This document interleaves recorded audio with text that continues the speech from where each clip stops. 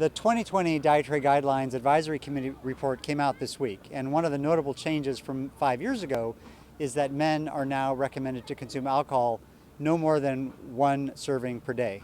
That's a drop from the previous recommendation of up to 2 servings per day.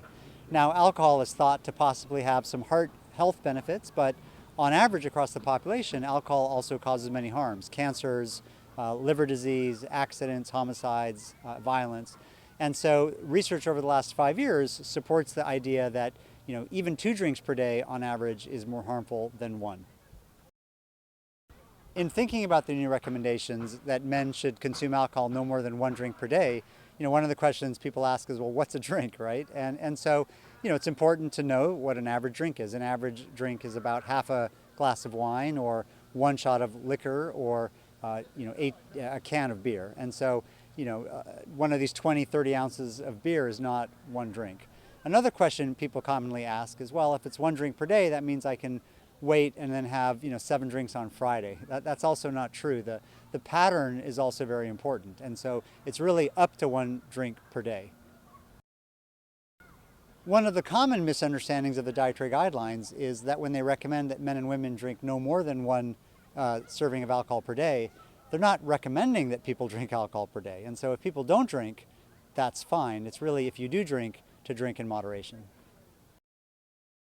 The dietary guidelines come out every 5 years from the federal government. They're put out from 2 major departments: the Department of Health and Human Services, which runs all of healthcare for the federal government, and the U.S. Department of Agriculture, which is our food and agricultural organization. The 2 of them together every 5 years review all the evidence and update the dietary guidelines.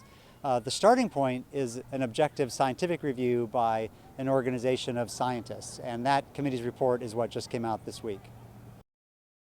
The dietary guidelines are important to the average American because they really guide a lot of federal food policy around certain nutrition assistance programs, around school lunch, around the kind of food that is bought in federal facilities like for the military or other federal organizations.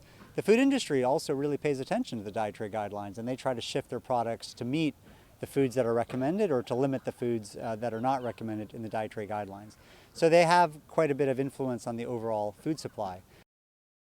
One of the interesting limitations of the dietary guidelines is that by law they are focusing on a generally healthy population. So they don't give recommendations for, what if I have high blood pressure or diabetes, or I'm overweight and I want to lose weight.